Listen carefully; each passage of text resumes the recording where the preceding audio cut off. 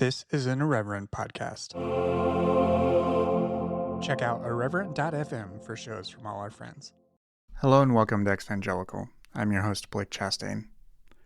As I've mentioned elsewhere, other parts of my work and personal life are demanding more of my time at the moment, so my regular publishing cadence has really been thrown off, especially as it relates to being able to book and record interviews with, in particular, authors. So it goes. That's just the state of my day-to-day life right now. And while I'm working on some other things that aren't quite ready for prime time, in the interim I thought I'd share part of my current reading list. So I publish a little bit of this over at the Post-Evangelical Post, which is my newsletter, and I want to share a little bit about a few books that I'm reading right now. The first one is Asian American Apostate by Scott Okamoto. His memoir of teaching at an evangelical university is incisive and insightful. I said as much when I provided a blurb for the book, which, disclosure, we're friends. Okamoto shares the difficulties, frustrations, and joys of being tasked with teaching in a place that has such firm rules and expectations about what is deemed acceptable. It gives substance to the spoken and unspoken cultural pressures of evangelical higher ed and highlights the ways whiteness permeates and governs such spaces. I'm rereading the book in advance of an interview that Scott and I will be doing for this show. It really resonates because as someone who went to a Christian college, one that is very similar to the one that Scott worked at for so long, it brought up a lot of the same sort of things that I experienced, but from the perspective of an instructor, and an instructor that is also clued into a number of the problems that exist in those spaces. I want to quote a little bit, though, from an excerpt. Quote, "The point about the students and their ability to change is equally true about my own misconceptions about people. I had been burned so many times by zealous students bent on correcting their evil professor. I sometimes forgot that these were young, developing minds.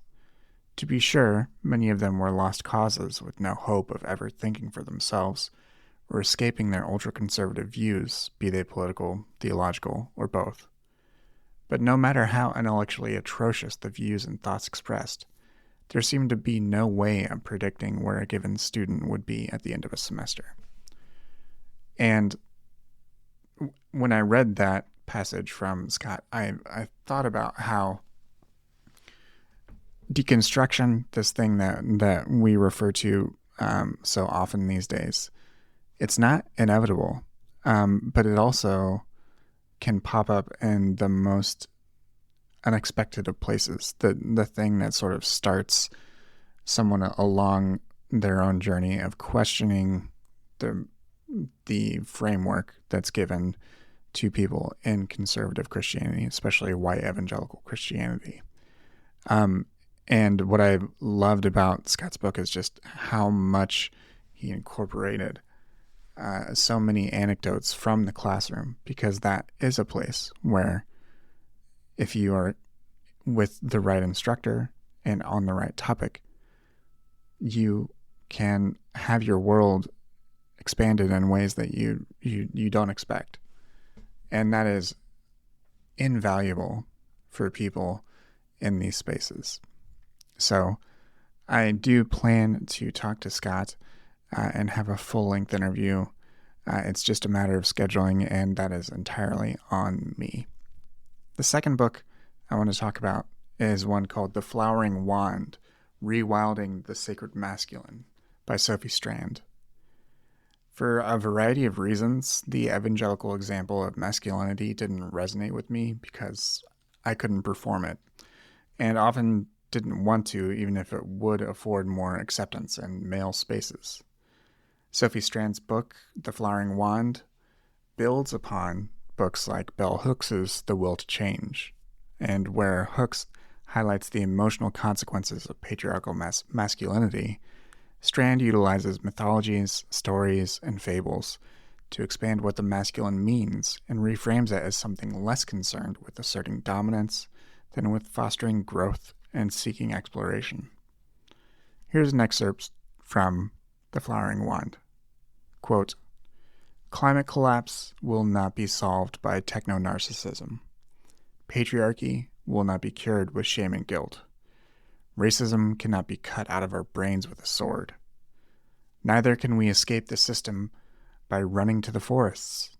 The wounds of patriarchal capitalism live in our hearts, and they will fester whether or not we sleep under an open sky. Instead, I want to offer the wisdom of Dionysus's probing, interrogative vine. What if we looked to plants for advice on how to revolt? What if we asked the animate everything for slippery suggestions? I am always drawn back to that life-affirming quote from activist Tony Cade Bambera. Quote, "The role of the artist is to make the revolution irresistible." Responding to this approach, feminist writer Adrienne Marie Brown invites us into pleasure activism. How can our pleasure, our vine-like questioning and probing of the system, begin to confuse the systems that constrict us? How can we, like ivy, begin to encircle the hand that holds the sword until it is so tightly bound it can't help but drop its weapon? I really love this book. Each chapter is a different sort of exploration of various myths or other types of stories that have cropped up, and using the sort of the metaphor of fungi and the way in which they are extremely local and responsive to their particular environment.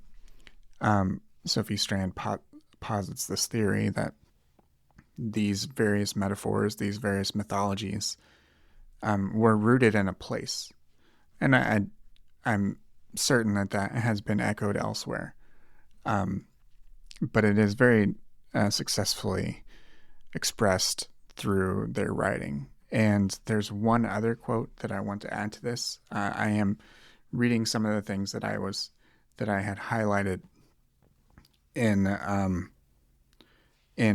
my post on the Post-Evangelical Post, but I want to add one more to this episode, which is another expansive sort of view of how we talk about gender or how we think about these things.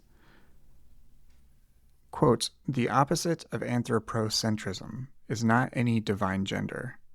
The opposite of anthropocentrism is everything." And just as an aside, that's capital E, everything. "And what a tender, beautiful thing it is to walk outside on a bright spring morning.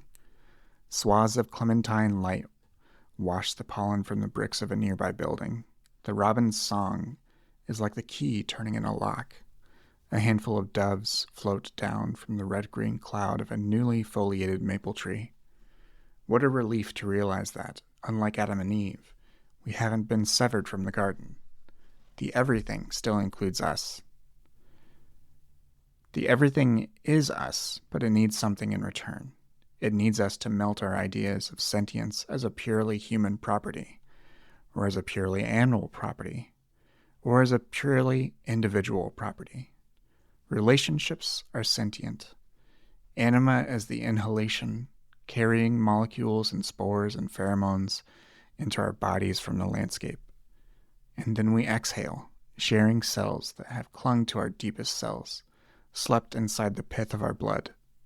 With every exhalation, we decant ourselves back into the world." And there's a few books, and there's at least one or two books that are on the market right now about re-enchanting the world after the supposed disenchantment of the world that came as a result in the West from the Enlightenment and things like that. And I think that is the sort of thing that Strand is also capturing in their work here. The next book I want to talk about is one called Finding the Fool by Meg Jones Wall. This is one I heard about through Gina Cadlick, a prior guest on the show's TikToks. And I'm in this stage where a lot of spiritual things don't really resonate with me as they once did. those nerve endings right now are just shot. That being said, I still remain very fascinated with symbolism and metaphor, and tarot is chock full of it. So the book, Finding the Fool by Meg Jones Wall, focuses on tarot. And I also appreciate that just as the Enneagram before it, a lot of exvangelicals have turned to tools like tarot to become familiar with intuitive knowledge that that may have been expressed as off limits, when in various ways white evangelicalism teaches us to not trust ourselves. And so Finding the Fool I sort of see as my personal 101 course into the tradition of the tarot. And the Fool is one of the cards of the tarot, and I want to share one excerpt from this book. Rather than seeing the Fool as a naive figure of fearlessness, as someone with no concept of pain or struggle or disappointment, we should give the Fool credit. They acknowledge their doubts, their lack of experience, yet choose to act in spite of the unknowns anyway. This is the energy of the radicals, the rebels, those that exist outside the binary and are willing to break the rules. The Fool knows that their calling is unconventional, but they also understand that this wish has become so central to their identity that they simply have to reach for it, have to act. Their desire pulses in every heartbeat. It cannot be ignored or denied. I'm also listening, finally, to an audiobook called The Heartland by Kristin L. Hoganson. It's this fascinating look at the history of what we now call the Midwest and why it's now associated with the Heartland. As a lifelong Midwesterner, I have a well-worn chip on my shoulder about being considered a flyover state, as if culture and history doesn't and did not happen here. But more importantly, books like this and learning history like this is also valuable for me as a way of reckoning with whiteness. I think one of the things that people discount the Midwest for is that there is seemingly this lack of history, in air quotes, about this space. But really what was done, it was through colonial settlement of this space by white settlers. The history that was here was removed, or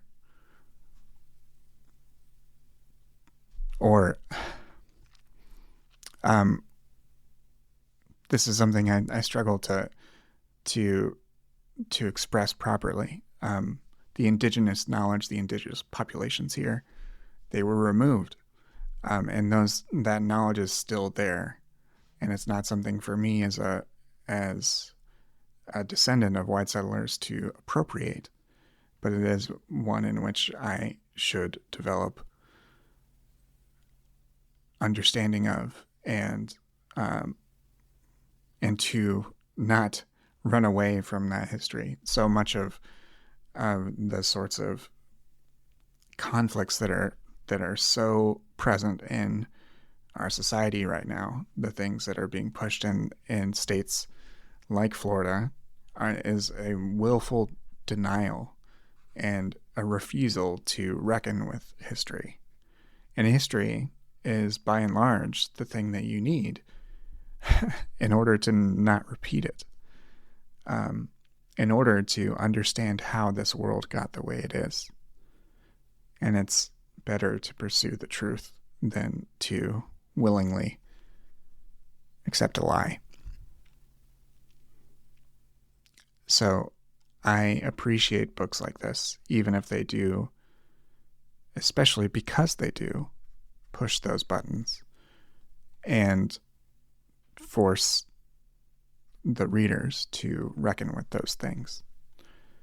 I'm in a place in the book where a lot of it is about it's about how what is now the Midwest was the frontier for a very long time from the colonial perspective, and was the West instead of the Midwest.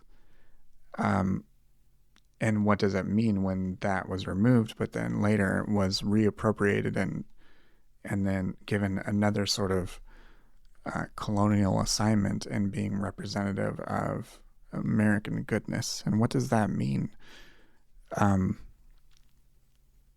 It's a lot to reckon with, but it's valuable. And I know that I've just been talking, and if you made it this far into this episode, I've just been talking and talking about books, and I have to tell you that this is really what animates me is reading the work of authors, talking to authors about their work, and it has pained me that I haven't been able to do that in the way that I would like to, with the regularity that I would like to, because of these other things taking priority. So yes, this is certainly an off-the-cuff episode. This is certainly one in which this is very impromptu, but I am trying to not be precious with this podcast feed, and at least have a regular touch point.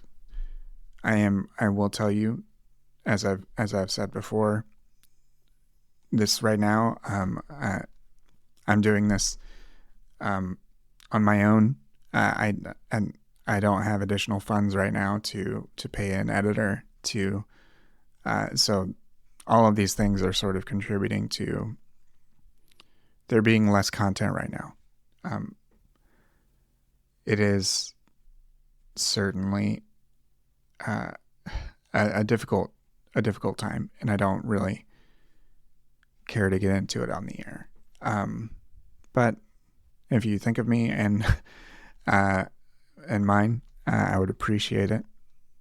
And I do hope that things will settle down, will improve, and that I'll have more things to share with you in the coming weeks. But this is the stuff. These books, these are the things that fascinate me, that drive me. And if you appreciate any of the prior interviews that I've done with any authors, please share those with friends and family. Subscribe to my newsletter, postevangelicalpost.com. It's a custom domain, but it is a Substack. You can subscribe for free or for $5 a month. $5 a month will get you ad-free podcast feeds and some exclusive writing, some things like that, additional writings. Oftentimes what I do is things like this. This is more in line with the supporter podcast that I do, called Pep Talk, which is unscripted, sort of me talking about various things. And generally, just as this one will be, is under 20 minutes. So if you enjoy any of this, please let people know, and I will be back with future episodes soon. Thank you for listening. Check out all the other podcasts from Irreverent Media Group over at irreverent.fm. Thank you very much.